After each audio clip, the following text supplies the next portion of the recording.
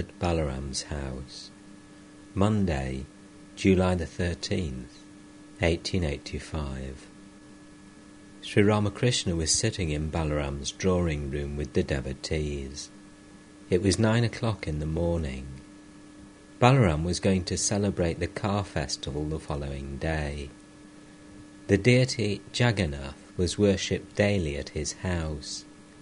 He had a small car which would be drawn along the veranda to celebrate the festival. The master had been specially invited for the occasion. Sri Ramakrishna and M were talking together. Narayan, Tej Chandra, Balaram and other devotees were in the room. The master was talking about Purna, a lad of 15. He was very eager to see the boy. Master to M. Well, by which road will he come to see me? Please have Purna and Dvija meet each other. When two people are of the same age and have the same inner nature, I bring them together. There is a meaning in this. In this way both make progress. Haven't you noticed Purna's longing for God? M. Yes, sir.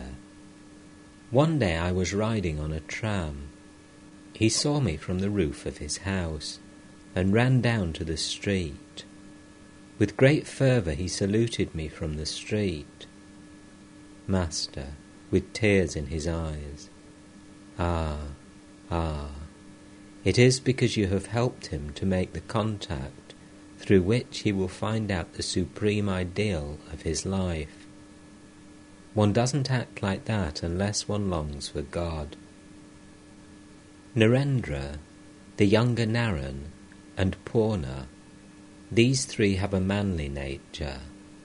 It is not so with Bhavanath. He has a womanly nature.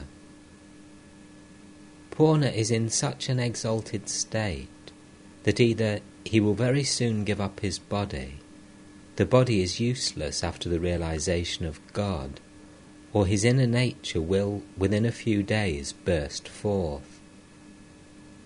He has a divine nature, the traits of a god. It makes a person less fearful of men. If you put a garland of flowers round his neck, or smear his body with sandal paste, or burn incense before him, he will go into samadhi. For then he will know beyond the shadow of a doubt that Narayana himself dwells in his body, that it is Narayana who has assumed the body. I have come to know about it. A few days after my first experience of the God-intoxicated state at Dakshineshwar, a lady of a Brahmin family arrived there. She had many good traits. No sooner was a garland put round her neck and incense burnt before her than she went into samadhi. A few moments later she experienced great bliss. Tears streamed from her eyes. I saluted her and said, "Mother, shall I succeed?" "Yes," she replied. I want to see Purna once more, but how will it be possible for me? It seems he is a part. How amazing! Not a mere particle, but a part. Very intelligent too. I understand that he is very clever in his studies. Therefore I have hit it right. By dint of austerity, a man may obtain God as his son. By the roadside on the way to Kamarpukur is Ranjit Raya's lake. Bhagavati, the Divine Mother, was born as his daughter. Even now people hold an annual festival there in the month of Chaitra in honour of this divine daughter. I feel very much like going there. Ranjit Raya was the landlord of that part of the country. Through the power of his tapasya, he obtained the Divine Mother as his daughter. He was very fond of her, and she too was much attached to him. She hardly left his presence. One day, Ranjit Raya was engaged in the duties of his estate. He was very busy. The girl, with her childlike nature, was constantly interrupting him, saying, "Father, what is this? What is that?" Ranjit Raya tried with sweet words to persuade her not to disturb him, and said, "My child, please leave me alone. I have much work to do." But the girl would not go away. At last, absent-mindedly, the father said, "Get out of here." On this pretext she left home. A peddler of conch shell articles was going along the road.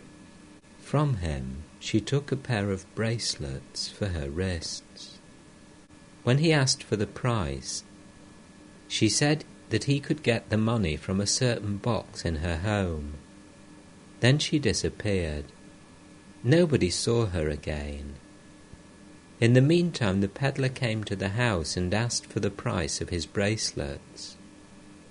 When she was not to be found at home, her relatives began to run about looking for her. Ranjit Raya sent people in all directions to search for her. The money owed to the peddler was found in the box, as she had indicated. Ranjit Raya was weeping bitterly when people came running to him and said that they had noticed something in the lake. They all ran there and saw an arm with conch shell bracelets on the wrist being waved above the water.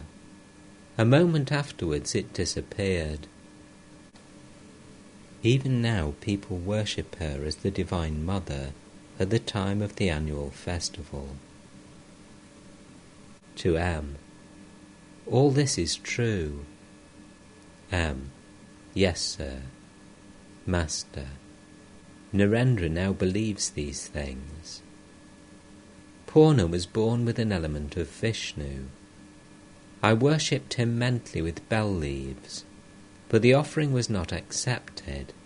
Then I worshipped him with tulsi leaves and sandal paste. That proved to be all right.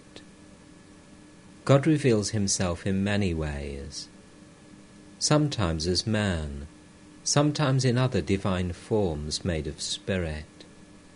One must believe in divine forms. What do you say? M. It is true, sir. Master. The Brahmani of Kamarhati sees many visions. She lives all by herself in a lonely room in a garden on the bank of the Ganges. She spends her time in japa. Gopala sleeps with her. The master gives a start. It is not imagination but fact. She saw that Gopala's palms were red. He walks with her. She suckles him at her breast. They talk to each other. When Narendra heard the story, he wept. Formerly I too used to see many visions, but now in my ecstatic state I don't see so many. I'm gradually getting over my feminine nature. I feel nowadays more like a man. Therefore I control my emotion. I don't manifest it outwardly so much. The younger Naren has the nature of a man. Therefore in meditation his mind completely merges in the ideal. He does not show emotion. Nitya Gopal has a feminine nature. Therefore, while he is in a spiritual mood, his body becomes distorted and twisted. It becomes flushed. To M. Well, people renounce grain by grain, but what a mood these youngsters are in. Binod said, I have to sleep with my wife. That makes me feel very bad. It is bad for an aspirant to sleep with his wife, whether he has intercourse with her or not. There is the friction of the body, and also the physical warmth. What a state Dweja is passing through. In my presence, he only sways his body and fixes his glance on me. Is that a trifling thing? If a man gathers his whole mind and fixes it on me, then indeed he achieves everything. But what am I? It is all he. I am the machine and he is its operator. It is God alone who exists in this, meaning his body. That is why so many people are feeling more and more attracted to it. A mere touch is enough to awaken their spirituality. This attraction, this pull, is the attraction of God and none else. Tarak of Bulgaria was going home from Dakshineshwar. I clearly noticed that a flame-like thing came out of this, meaning his body, and followed him. A few days later Tarak came back to Dakshineshwar. In a state of samadhi, he who dwells in this body placed his foot on Tarak's chest. Well, are there more youngsters like these? M. Mohit is very nice. He came to see you once or twice. He is studying enough books to pass 2 university examinations. He has great longing for God. Master. That may be, but he doesn't belong to a high plane. His physical traits are not so good. He has a puggish face. But these other youngsters belong to a high plane. Many troubles and worries follow in the wake of a birth in a physical body. Further, if a person is cursed, he may have to be born 7 times. One must be very careful. One has to assume a human body if one cherishes the slightest desire. A devotee. What are the desires of those who are incarnations of God? Master, smiling. I find that I have not got rid of all my desires. Once I saw a holy man with a shawl, and I too wanted to put on one like it. Even now I have that desire. I don't know whether I shall have to be born again for it. Balaram, smiling. Then will you be born again just for a shawl? All laugh. Master, smiling. One has to keep a good desire so that one may give up the body meditating on it. There are 4 holy places for the sadhus to visit. They visit 3 and leave out 1. Many of them leave out Puri, the place of Jagannath, so that they can give up their bodies meditating on Jagannath. A man dressed in an ochre robe entered the room and greeted the master. Privately, he was in the habit of criticizing Sri Ramakrishna, so at the sight of him Balaram laughed. Sri Ramakrishna could read a man's mind. He said to Balaram, "Never mind, let him say I am a cheat." Sri Ramakrishna was talking to Tej Chandra. Master, I send for you so often. Why don't you come? If you practice meditation and prayer, it will make me happy. I look on you as my own. That is why I send for you. Tej Chandra, Sir, I have to go to the office. I am very busy with my duties. M, smiling. There was a marriage ceremony at his home, and he got leave from his office for 10 days. Master, well, you say you have no leisure. You told me just now that you were going to renounce the world. Narayan, M said to us one day that this world is a wilderness. Master to M, please tell them that story of the disciple who became unconscious after taking the medicine. His teacher arrived at the house and said he would revive if someone else swallowed a pill that he would prescribe.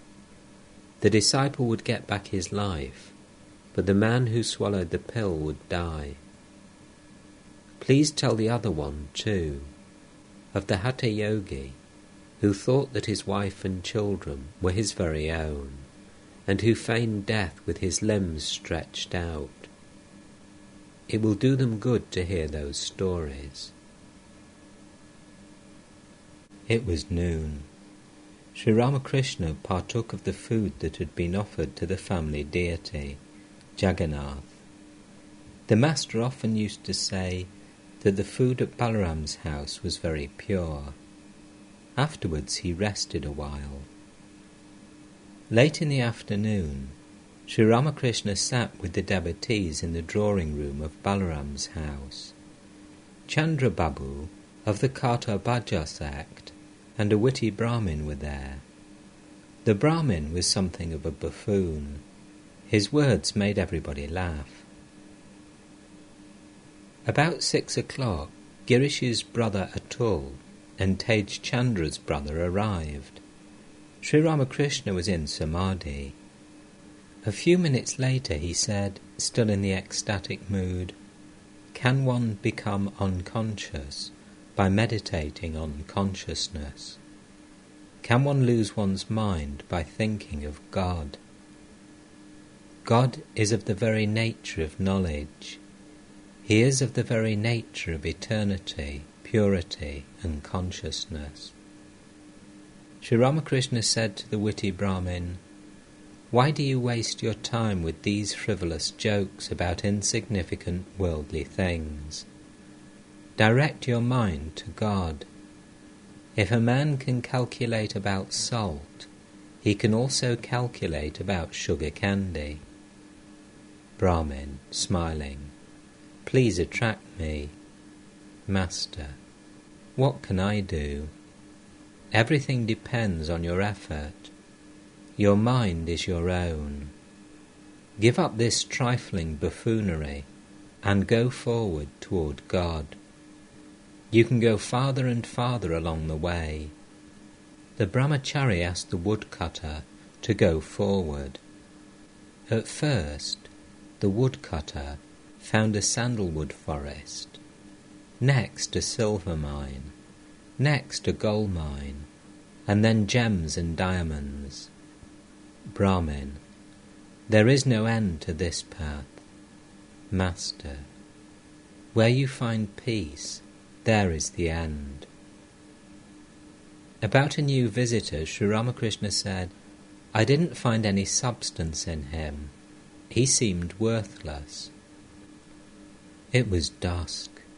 Lamps were lighted in the room.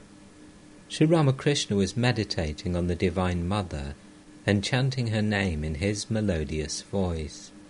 The devotees sat around him. Since Balaram was going to celebrate the car festival at his house the following day, Sri Ramakrishna intended to spend the night there. After taking some refreshments in the inner apartments, Sri Ramakrishna returned to the parlour. It was about 10 o'clock. The master said to M, "Please bring my towel from the other room." A bed was made for Sri Ramakrishna in the adjoining small room. About 10:30, Sri Ramakrishna lay down to sleep. It was summer-time. He said to M, "You had better bring a fan." He asked the disciple to fan him. At midnight, Sri Ramakrishna woke up. He said to M, "Don't fan me any more. I feel chilly." Tuesday, July the 14th, 1885. It was the day of the car festival. Sri Ramakrishna left his bed very early in the morning.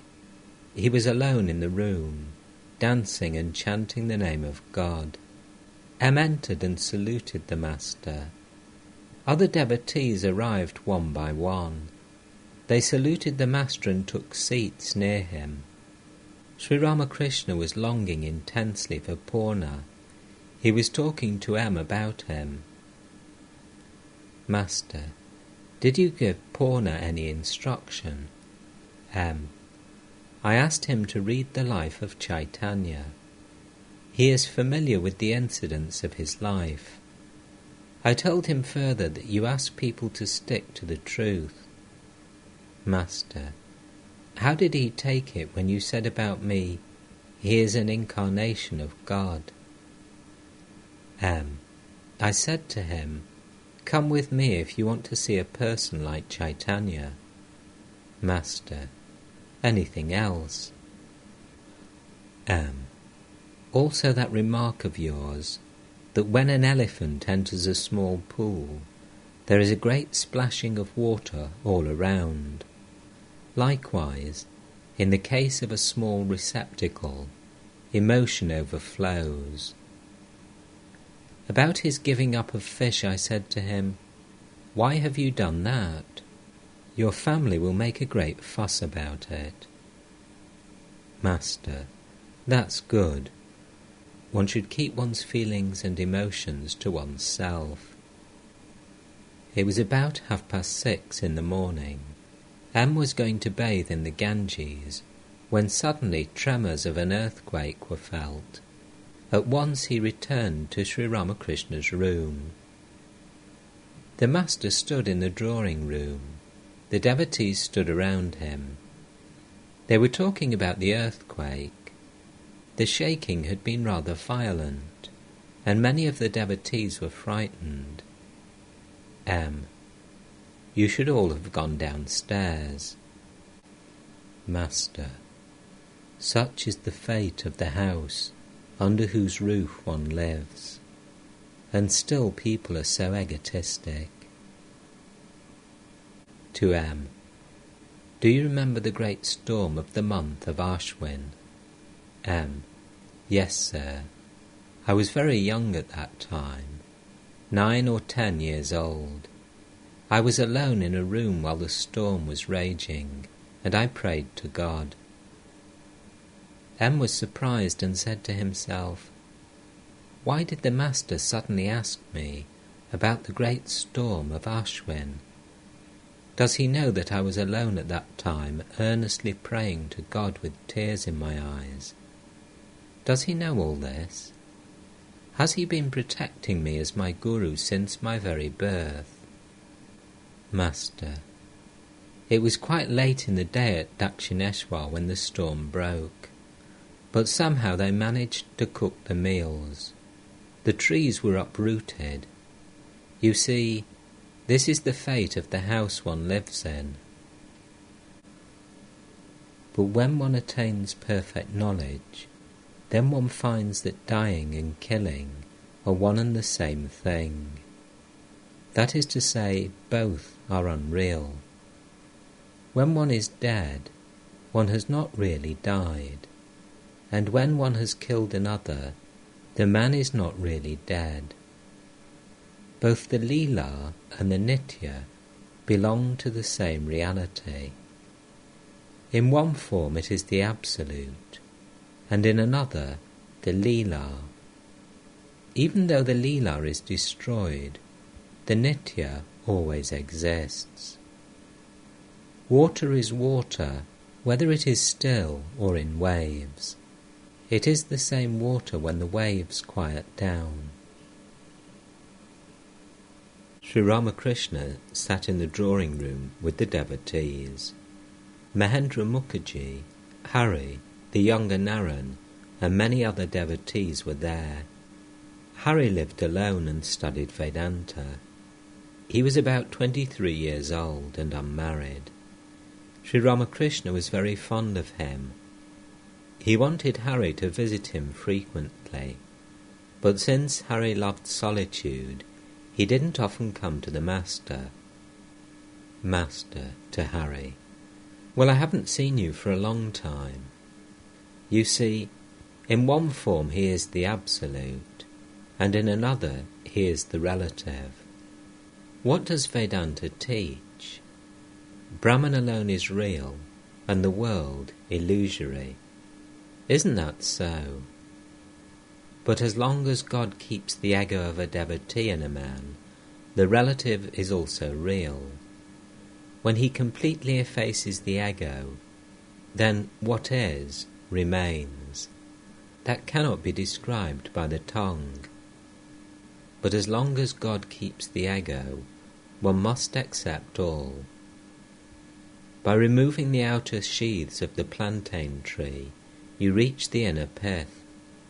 As long as the tree contains sheaths, it also contains pith.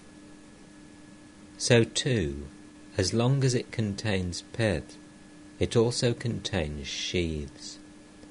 The pith goes with the sheaths, and the sheaths go with the pith. In the same way, when you speak of the Nitya, it is understood that the Leela also exists. And when you speak of the Leela, it is understood that the Nitya also exists. It is he alone who has become the universe, living beings, and the 24 cosmic principles. When he is actionless, I call him Brahman. When he creates, preserves and destroys, I call him Shakti. Brahman and Shakti are not different from each other. Water is water, whether it is still or moving. It is not possible to rid oneself of I-consciousness. And as long as one is aware of this I-consciousness, one cannot speak of the universe and its living beings as unreal. You cannot get the correct weight of the bell fruit if you leave out its shell and pits. The brick, lime and brick dust of which the stairs are made are the same brick, lime and brick dust of which the roof is made. The universe and its living beings exist on account of the reality of him who is known as Brahman. The devotees, I mean the Vijnanis, accept both God with form and the formless, both the personal God and the impersonal. In a shoreless ocean, an infinite expanse of water, visible blocks of ice are formed here and there by intense cold. Similarly, under the cooling influence, so to say, of the deep love of its worshipper, the infinite reduces itself to the finite and appears before the worshipper as God with form. Again, as on the rising of the sun, the ice melts away, so, on the awakening of knowledge, God with form melts away into the same infinite and formless. As long as a man analyzes with the mind, he cannot reach the Absolute. As long as you reason with your mind, you have no way of getting rid of the universe and the objects of the senses, form, taste, smell, touch and sound. When reasoning stops, you attain the knowledge of Brahman. Atman cannot be realized through this mind. Atman is realized through Atman alone. Pure mind, pure buddhi, pure Atman, all these are one and the same. Just think how many things you need to perceive an object. You need eyes, you need light, you need mind. You cannot perceive the object if you leave out any one of these three. As long as the mind functions, how can you say that the universe and the I do not exist? When the mind is annihilated, when it stops deliberating pro and con, then one goes into samadhi. One attains the knowledge of Brahman. You know the 7 notes of the scale: sa, re, ga, ma, pa, da, ni. One cannot keep one's voice on ni very long. Looking at the younger Naren, Sri Ramakrishna said, "What will you gain by merely being intuitively aware of God's existence? A mere vision of God is by no means everything. You have to bring him into your room. You have to talk to him. Some have heard of milk, some have seen milk, and some have drunk milk. Some have seen the king, but only one or two can bring the king home and entertain him. M went to the Ganges to take his bath. It was 10 o'clock. Sri Ramakrishna was still talking with the devotees. After finishing his bath, M returned to Balaram's house. He saluted the master and sat down near him. Sri Ramakrishna was filled with intense spiritual fervour. Words of wisdom flowed from him. Now and then he narrated his profound mystical experiences to the devotees. Master, I went to Benares with Mathur Babu. Our boat was passing the Manikarnika Ghat on the Ganges, when suddenly I had a vision of Shiva. I stood near the edge of the boat and went into samadhi. The boatman, fearing that I might fall into the water, cried to Hriday, "Catch hold of him, catch hold of him." I saw Shiva standing on that ghat, embodying in himself all the seriousness of the world. At first I saw him standing at a distance. Then I saw him approaching me. At last he merged in me. Another time, in an ecstatic mood, I saw that a sannyasi was leading me by the hand. We entered a temple, and I had a vision of Annapurna made of gold. God alone has become all this, but he manifests himself more in certain things than in others. To M. Perhaps you do not believe in the shalagram. Englishmen do not believe in it. It doesn't matter whether you believe in it or not. A shalagram should contain the mark of a disc and other signs. Only then can it be worshipped as an emblem of God. M. Yes, sir. It is like the fuller manifestation of God in a man with good physical traits. Master. At first Narendra used to say that these were figments of my imagination, but now he accepts everything. Sri Ramakrishna was describing the vision of God when he went into samadhi. The devotees looked at him with fixed gaze. After a long time he regained consciousness of the world and talked to the devotees. Master to M. What do you think I saw? I saw the whole universe as a shalagram, and in it I saw your 2 eyes.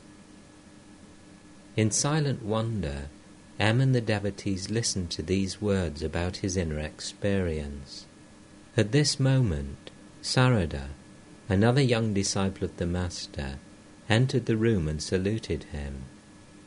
Master to Sarada, why don't you come to Dakshineshwar? Why don't you see me when I come to Calcutta? Sarada, nobody tells me about it. Master, next time I shall let you know.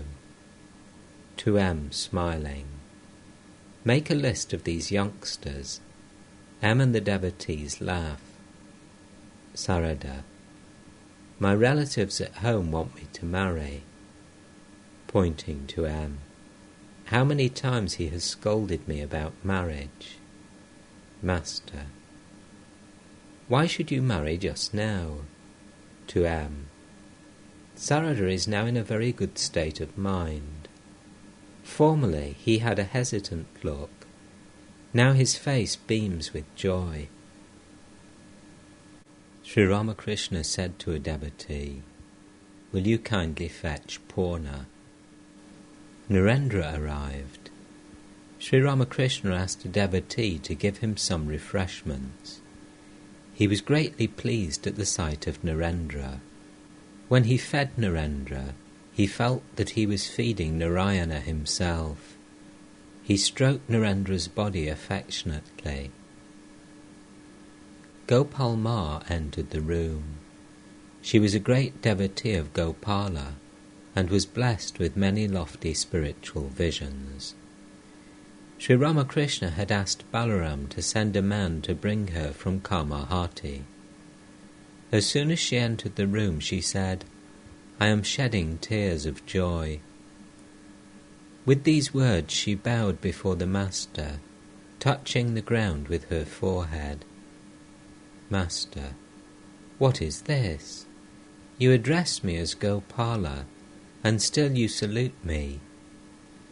Now go into the inner apartments and cook some curry for me. Put some spicy seasoning in it, so that I may get the smell from here." All laugh. Gopal Ma: "What will they," meaning the members of the household, "think of me?" Before she left the room, she said to Narendra in a very fervent voice, "My child, have I reached the goal, or have I farther to go?"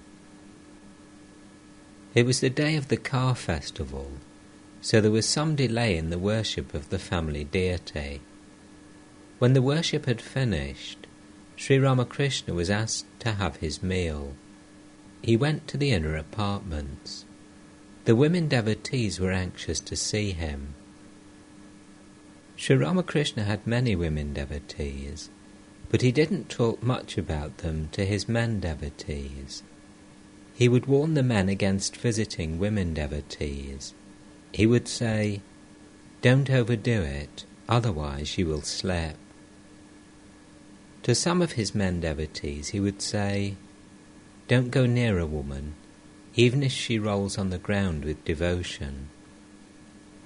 The Master wanted the men to live apart from women devotees. Only thus would the two groups make progress. He didn't like the women devotees to caress the men as Gopala, for too much of this motherly affection was not good. It degenerated in time into a harmful relationship. After his midday meal, Sri Ramakrishna sat in the drawing room with the devotees. It was 1 o'clock. A devotee brought Purna from his home. With great joy the Master exclaimed to M, "Here he is. Purna has come." Narendra, the younger Narayan, Haripada and other devotees were talking with the Master. The younger Narayan: "Sir, have we any free will?" Master: "Just try to find out who this I is. While you are searching for I, he comes out. I am the machine, and he is the operator. You have heard of a mechanical toy that goes into a store with a letter in its hand. You are like that toy. God alone is the doer. Do your duties in the world as if you were the doer, but knowing all the time that God alone is the doer and you are the instrument. As long as the upadhi exists, there is ignorance. I am a scholar, I am a jnani, I am wealthy, I am honourable. I am the master, father and teacher. All these ideas are begotten of ignorance. I am the machine, and you are the operator. That is knowledge. In the state of knowledge all upadhis are destroyed. When the log is burnt up entirely, there is no more sound, no heat either. Everything cools down. Peace, peace, peace. To Narendra: "Sing a little." Narendra: "I must go home. I have many things to do." Master: "Yes, yes, my child. Why should you listen to us? The words of those who have gold in their ears are valuable. No one listens to him who hasn't even a rag round his waist. All laugh. You frequent the garden house of the Guhas. I always hear about it. Whenever I ask, "Where is Narendra today?" I am told, "Oh, he has gone to the Guhas." I shouldn't have said all these things, but you have wrung them out of me. Narendra kept quiet a few moments. Then he said, "There are no instruments to accompany me. Shall I just sing?" Master: "My child, this is all we have. Please sing if it suits you. You must know how Balaram arranges things. Balaram says to me, 'Please come to Calcutta by boat. Take a carriage only if you must.' All laugh. You see, he has given us a feast today, so this afternoon he will make us all dance. All laugh. One day he hired a carriage for me from here to Dakshineshwar. He said that the carriage hire was 12 annas. I said to him, 'Will the coachman take me to Dakshineshwar for 12 annas?' 'Oh, that will be plenty,' he replied. One side of the carriage broke down before we reached Dakshineshwar. All laugh. Besides, the horse stopped every now and then. It simply wouldn't go. Once in a while the coachman whipped the horse, and then it ran a short distance. All laugh. The programme for the evening is that Ram will play on the drum and we shall all dance. Ram has no sense of rhythm. All laugh.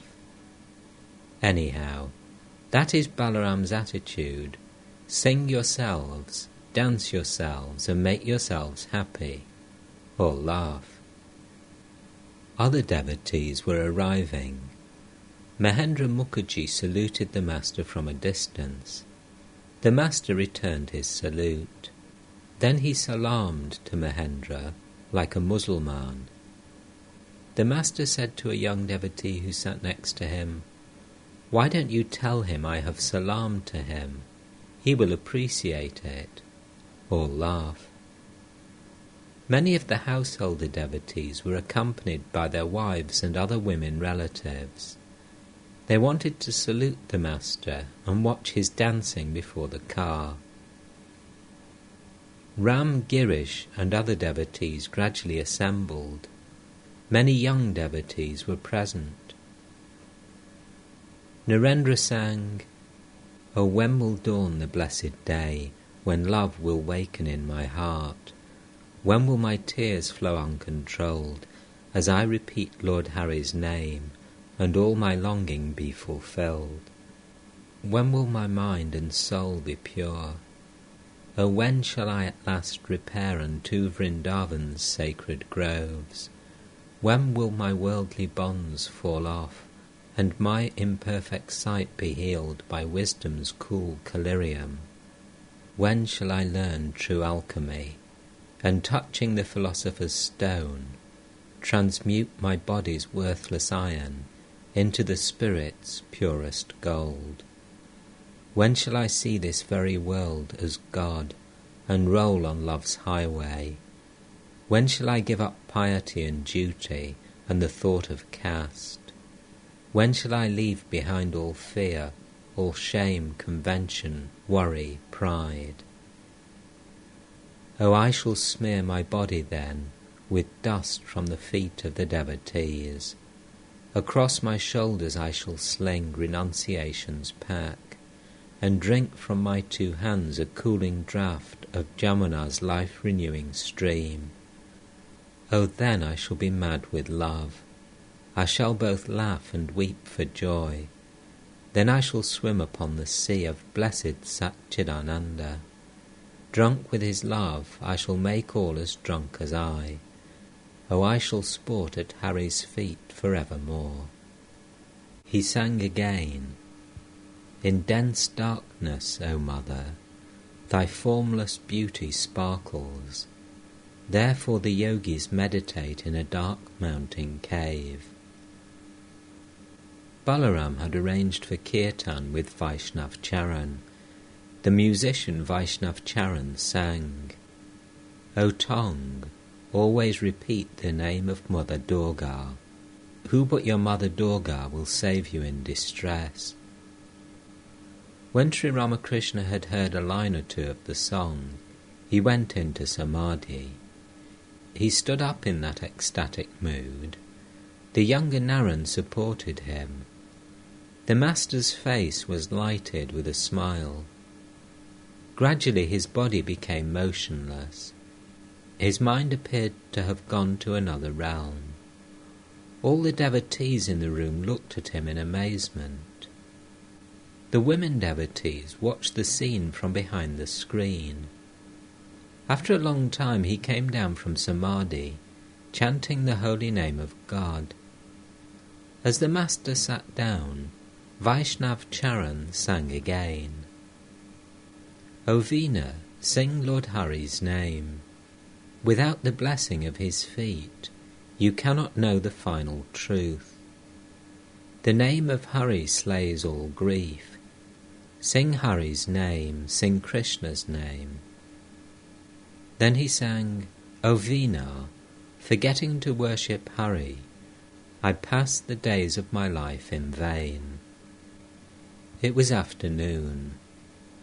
In the meantime the small car of Jagannath, decorated with flowers, flags and bunting, had been brought to the inner veranda. The images of Jagannath, Subhadra and Balarama were adorned with sandal paste, flower garlands, robes and jewellery. Sri Ramakrishna left the room where the professional musicians were singing and came to the veranda accompanied by the devotees. He stood in front of the car and pulled it by the rope. He began to sing and dance with the devotees in front of the car. The master sang, "Behold, the two brothers have come, who weep while chanting Hari's name." He sang again, "See how all Nadia is shaking under the waves of Gauranga's love." The music and dancing went on in the veranda as the car was pulled to and fro. A large crowd entered the house on hearing the loud music and the beating of the drums. Sri Ramakrishna was completely intoxicated with divine love. The devotees felt its contagion and danced with the master in an ecstasy of love. Afterwards Sri Ramakrishna returned to the drawing room. M and other devotees stroked his feet. Filled with divine fervour, Narendra sang to the accompaniment of the tampura, "Come, come, Mother, doll of my soul, my heart's delight. In my heart's lotus come and sit, that I may see thy face." Then he sang, "Mother, thou art our sole Redeemer, thou the support of the three gunas, higher than the Most High. Thou art compassionate, I know, who takest away our bitter grief. Sandhya art thou, and Gayatri, thou dost sustain this universe. Mother, the help art thou of those who have no help but thee, O eternal beloved of Shiva. Thou art in earth, in water thou liest at the root of all. In me, in every creature, thou hast thy home. Though clothed with form, yet art thou formless reality." He sang another song. "I have made thee, O Lord, the pole star of my life. No more shall I lose my way on the world's trackless sea. Wherever I wander here, thy brilliance shines undimmed. With thy serene and gracious light, thou drivest all the tears out of my troubled soul. In my heart's inmost shrine, thy face forever beams. If, for a moment even, I cannot find it there. My soul is overwhelmed with woe. And when my witless mind strays from the thought of thee, the vision of thy face strikes me with deepest shame. A devotee said to Narendra, "Will you sing that one? O Mother, thou my inner guide, ever awake within my heart." Master: "Oh no, why that song now? The proper thing is to sing of divine bliss. A song like, O Mother Shyama, full of the waves of drunkenness divine." Narendra sang, O Mother Shyama, full of the waves of drunkenness divine, who knows how thou dost sport in the world? Thy fun and frolic, and thy glances, put to shame the God of love. O wielder of the sword, O thou of terrifying face, the earth itself is shaken under thy leaps and strides. O thou abode of the three gunas, O Redeemer, fearsome one, thou who art the consort of Shiva, many the forms thy dost assume, fulfilling thy Bhakta's prayers. Thou dancest in the lotus of the heart, O Mother, eternal consort of Brahman. Full of divine ecstasy, Narendra sang again and again the lines, Thou dancest in the lotus of the heart, O Mother, eternal consort of Brahman.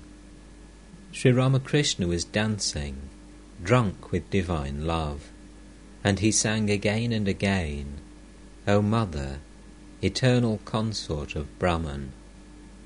After dancing a long time, Sri Ramakrishna resumed his seat. He was very much pleased to see Narendra in a spiritual mood, singing with tears in his eyes. It was about 9 o'clock in the evening. The devotees still sat around the master. Vaishnav Charan sang about Gauranga. The beautiful Gauranga, the youthful dancer, fair as molten gold. Next he sang about Sri Krishna. Krishna had left his pastoral life in Vrindavan and become the king of Mathura. A gopi met him there and said, O Hari, how shall we know you now? In Mathura's royal splendour you have forgotten us. Now in your kingly robes you ride an elephant. Have you utterly forgotten how in Vrindavan you tended cows? O Hari, have you forgotten how you would steal the butter from Braja's innocent gopi maids? About 11 o'clock, the devotees saluted the master and were departing one by one.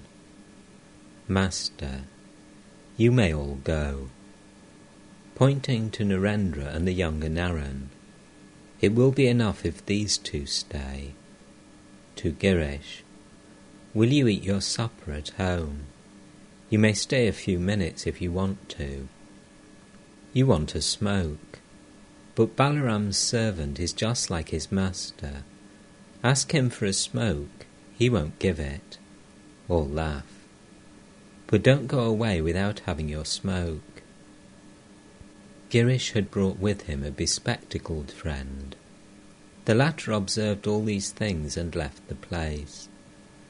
Sri Ramakrishna said to Girish, I say this to you and to everyone.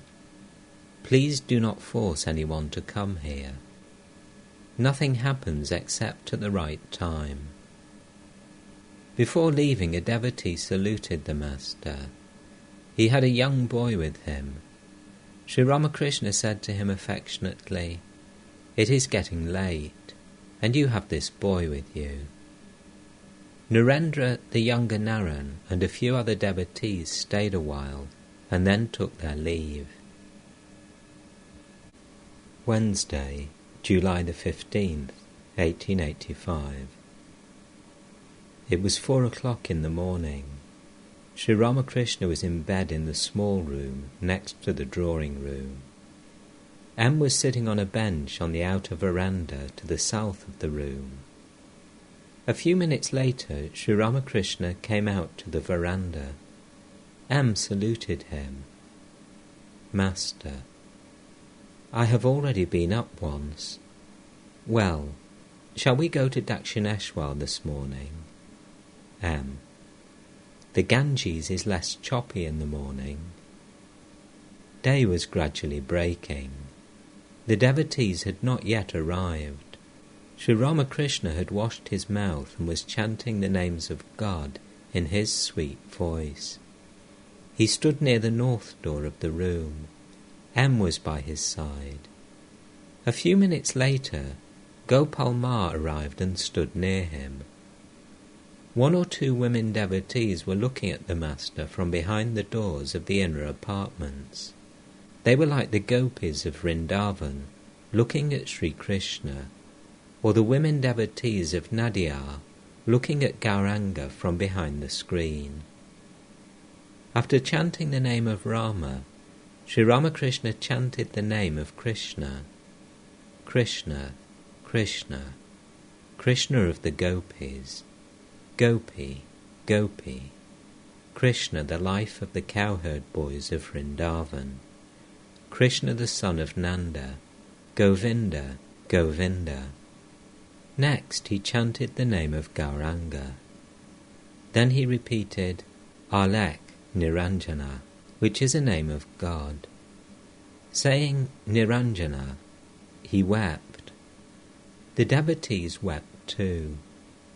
With tears in his eyes, the Master said, O Niranjan, O my child, come, eat this, take this. When shall I make my life blessed by feeding you? You have assumed this human form for my sake.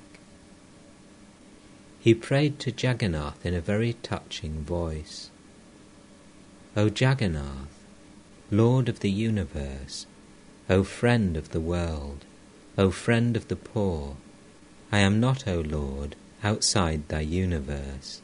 Be gracious to me. While he sang in praise of Jagannath, he was beside himself with divine love. Now he chanted the name of Narayana. He danced and sang, O Narayana, O Narayana, Narayana, Narayana. He danced and sang again. Ah, friend, I have not found him yet, whose love has driven me mad. Afterwards, the Master sat in the small room with the devotees. He was completely stripped of his clothes, like a 5-year-old child. M, Balaram and a few other devotees were in the room. Master, one can see God's form. One sees God when all upadhis disappear and reasoning stops. Then a man becomes speechless and goes into samadhi. Coming to the theatre, people indulge in all kinds of gossip, but the moment the curtain goes up, all conversation stops. The spectators become fully absorbed in what they see on the stage. I want to tell you something very secret. Why do I love boys like Purna and Narendra so much? Once, in a spiritual mood, I felt intense love for Jagannath, love such as a woman feels for her sweetheart. In that mood I was about to embrace him when I broke my arm. It was then revealed to me, you have assumed this human body. Therefore establish with human beings the relationship of friend, father, mother or son. I now feel for Purna and the other young boys as I once felt for Ram Lala. I used to bathe Ram Lala, feed him, put him to bed and take him wherever I went. I used to weep for Ram Lala. Now I have the same feeling for these young boys. Look at Niranjan. He is not attached to anything. He spends money from his own pocket to take poor patients to the hospital. At the proposal of marriage he says, "Goodness, that is the whirlpool of Vishalakshi." I see him seated on a light. Purna belongs to the realm of the personal God. He was born with an element of Vishnu. Ah, what yearning he has. To M. Didn't you notice that he looked at you as if you were his spiritual brother, his very own? He said he would visit me again at Captain's house. Narendra belongs to a very high plane, the realm of the Absolute. He has a manly nature. So many devotees come here, but there is not one like him. Every now and then I take stock of the devotees. I find that some are like lotuses with 10 petals, some like lotuses with 16 petals, some like lotuses with 100 petals. But among lotuses, Narendra is 1,000-petaled one. Other devotees may be like pots or pitchers, but Narendra is a huge water barrel. Others may be like pools or tanks, but Narendra is a huge reservoir, like the Halda Pukur. Among fish, Narendra is a huge red-eyed carp. Others are like minnows or smelts or sardines. Tarak of Bulgaria may be called a bass. Narendra is a very big receptacle, one that can hold many things.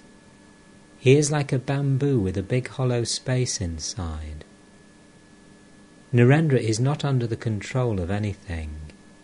He is not under the control of attachment or sense pleasures. He is like a male pigeon. If you hold a male pigeon by its beak, it breaks away from you, but the female pigeon keeps still. Narendra has the nature of a man, so he sits on the right side in a carriage. Bhavanath has a woman's nature, so I make him sit on the other side. I feel great strength when Narendra is with me in a gathering. About 8 o'clock in the morning, Mahendra Mukherjee arrived and saluted the Master. Haripada, Tulsiram and other devotees arrived one by one and saluted him. Baburam was laid up with fever and could not come. Master, to M and the others, hasn't the younger Naran come? Perhaps he thought I had left. To Mukherjee, how amazing! Even during his boyhood, on returning from school, he cried for God. Is it a small thing to cry for God? He is very intelligent too. He is like a bamboo with a big hollow space inside. All of his mind is fixed on me. Girish Ghosh said to me, the younger Naran went to Navagopal's house when a kirtan was going on. On entering the house he inquired about you and exclaimed, "Where is he?" He was totally unconscious of his surroundings and practically walked over the people. He has no fear of his relatives' threats. Sometimes he spends 3 nights at a stretch at Dakshineshwar. Mukherjee, Hari became simply speechless at what you said yesterday. He said to me, such wisdom can be found only in the philosophical systems of Samkhya, Yoga and Vedanta. He is no ordinary person. Master, but I have never studied Samkhya or Vedanta. Perfect jnana and perfect bhakti are one and the same thing. A man reasons saying, not this, not this. He rejects the unreal. When his reasoning comes to an end, he attains the knowledge of Brahman. Then he accepts what he rejected before. A man carefully climbs to the roof, rejecting the steps one by one. After reaching the roof, he realizes that the steps are made of the same materials as the roof, namely brick, lime, and brick dust. He who is aware of the high is also aware of the low. After the attainment of knowledge, one looks alike on high and low. While Prahlada dwelt on the plane of the Supreme Reality, he maintained the attitude of I am He. But when he climbed down to the physical plane, he would look on himself as the servant of God. Hanuman also sometimes said, I am He. Sometimes I am the servant of God. Sometimes I am a part of God. Why should a man cherish love of God in his heart? How else will he live? How else will he spend his days? To be sure, the ego doesn't disappear altogether. As long as the pot of I persists, one cannot realize I am He. In samadhi, the ego totally disappears. Then what is, remains. Ramprasad says, O Mother, when I shall attain knowledge, then you alone will know whether I am good or you are good. As long as I consciousness exists, one should have the attitude of a bhakta. One should not say, I am God. A man aware of his body should feel that he is not Krishna himself, but his devotee. But if God draws the devotee to himself, then it is different. It is like the master saying to his beloved servant, Come, take your seat near me.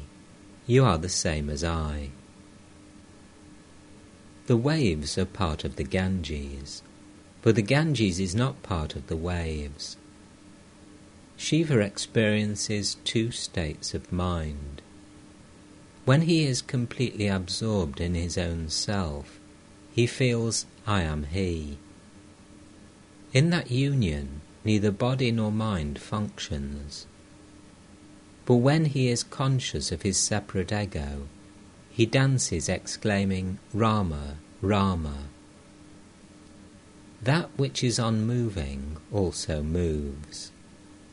Just now you are still, but a few moments later the same you will be engaged in action. Jnana and bhakti are one and the same thing. The difference is like this. One man says water, and another a block of ice. Generally speaking, there are two kinds of samadhi. First, sthita or jada samadhi. One attains it by following the path of knowledge, as a result of the destruction of the ego through reasoning. Second, bhava samadhi. One attains this by following the path of bhakti. In this second samadhi, a trace of ego remains, like a line, in order to enable the devotee to enjoy God, to taste his leela.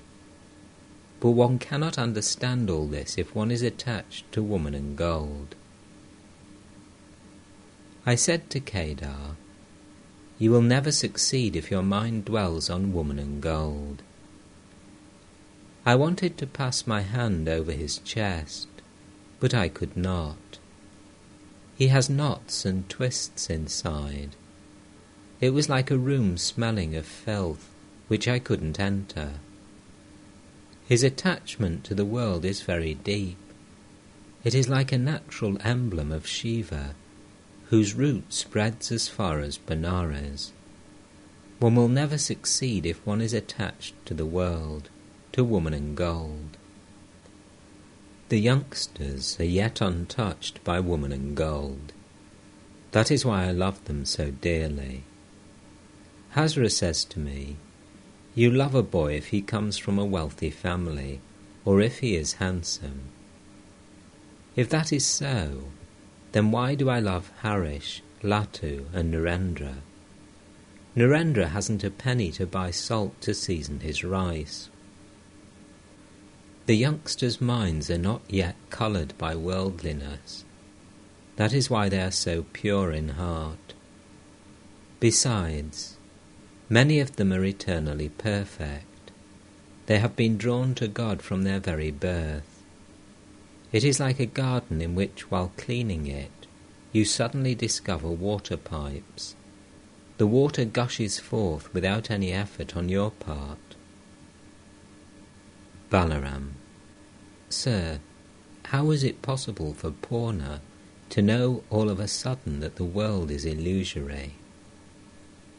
Master: He has inherited that knowledge from his previous births. In his past lives he practiced many disciplines. It is the body alone that is small or grows big, and not the Atman. Do you know what these youngsters are like? They are like certain plants that grow fruit first and then flowers. These devotees first of all have the vision of God. Next they hear about his glories and attributes, and at last they are united with him. Look at Niranjan. He always keeps his accounts clear. He will be able to go whenever he hears the call. But one should look after one's mother as long as she is alive. I used to worship my mother with flowers and sandal paste. It is the mother of the universe who is embodied as our earthly mother. As long as you look after your own body, you must look after your mother too. Therefore I said to Hazra, when you have a cold, you procure black pepper, sugar candy and salt. As long as you feel you must look after your body, you must look after your mother too. But it is quite different when you completely forget your body. Then God himself assumes your responsibilities. A minor cannot look after himself. Therefore a guardian is appointed for him. Chaitanya Deva, like a minor, couldn't look after himself. M went to the Ganges to bathe. Sri Ramakrishna was talking with the devotees in the small room in Balaram's house.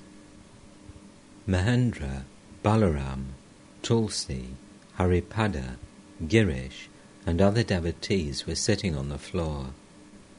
M returned from the Ganges. After saluting the master, he took a seat near him.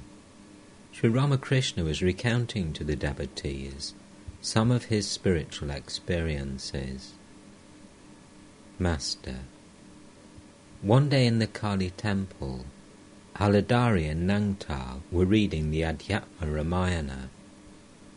Suddenly I had a vision of a river with woods on both sides. The trees and plants were green. Rama and Lakshmana were walking along wearing their shorts. One day, in front of the kuti, I saw Arjuna's chariot. Sri Krishna was seated in it as the charioteer. I still remember it.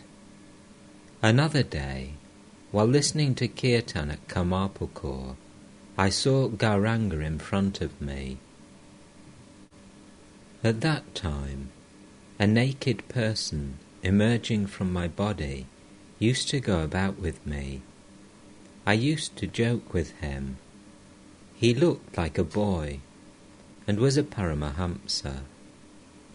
I can't describe to you all the divine forms I saw at that time. I was suffering them from indigestion, which would become worse when I saw visions. So I would try to shun these divine forms and would spit on the ground when I saw them. But they would follow me and obsess me like ghosts.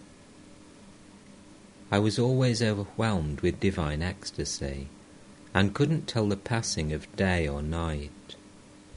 On the day after such a vision, I would have a severe attack of diarrhea, and all these ecstasies would pass out through my bowels. Girish, smiling. I am examining your horoscope. Master, smiling. I was born on the 2nd day of the bright fortnight of the moon. My horoscope shows the position of the sun, the moon and Mercury at the time of my birth. There are not many more details. Girish. You were born under Kumbha. Rama and Krishna were born under Karkat and Brisha, and Chaitanya under Simha. Master. I had 2 desires. First, that I should be king of the devotees, and second, that I should not be a dry sadhu. Girish, smiling. Why did you have to practice spiritual discipline? Master, smiling. Even the Divine Mother had to practice austere sadhana to obtain Shiva as her husband. She practiced the Panchatapa. She would also immerse her body in water in winter time and look fixedly at the sun. Krishna himself had to practice much sadhana. I had many mystic experiences, but I cannot reveal their contents. Under the bel tree, I had many flaming visions. There I practiced various sadhanas prescribed in the Tantra. I needed many articles, human skulls and so forth and so on. The Brahmani used to collect these things for me. I practiced a number of mystic postures. I had another strange experience. If I felt egotistic on a particular day, I would be sick the following day. M sat motionless as a picture on canvas, hearing about these unique visions of the Master. The other devotees also were spellbound. There was a dead silence in the room. Tulsi, pointing to M. He never laughs. Master. But he laughs inside. The surface of the river Falgu is covered with sand, but if you dig into the sand, water comes up. To M. Don't you scrape your tongue. Scrape it every day. Balaram. Well, Purna has heard much about you from M. Master. Perhaps the account of my early spiritual experiences. Balaram. If Purna is perfect by nature, then what is M's function? Master. A mere instrument. It was 9 o'clock. Sri Ramakrishna was about to leave for Dakshineshwar. Arrangements were being made for his departure. A boat had been hired at Pug Bazar. The devotees saluted the Master. Sri Ramakrishna went to the boat with 1 or 2 devotees. Gopal Ma accompanied them. She intended to spend the morning at Dakshineshwar and go to Kamahati in the afternoon. The camp cart, generally used by Rakal at Dakshineshwar, had been sent to Calcutta for repair. It was put in the boat, and the boat left for Dakshineshwar. According to the Hindu almanac, the day was not auspicious, so Sri Ramakrishna decided to return to Balaram's house the next Saturday and start again for Dakshineshwar on an auspicious day.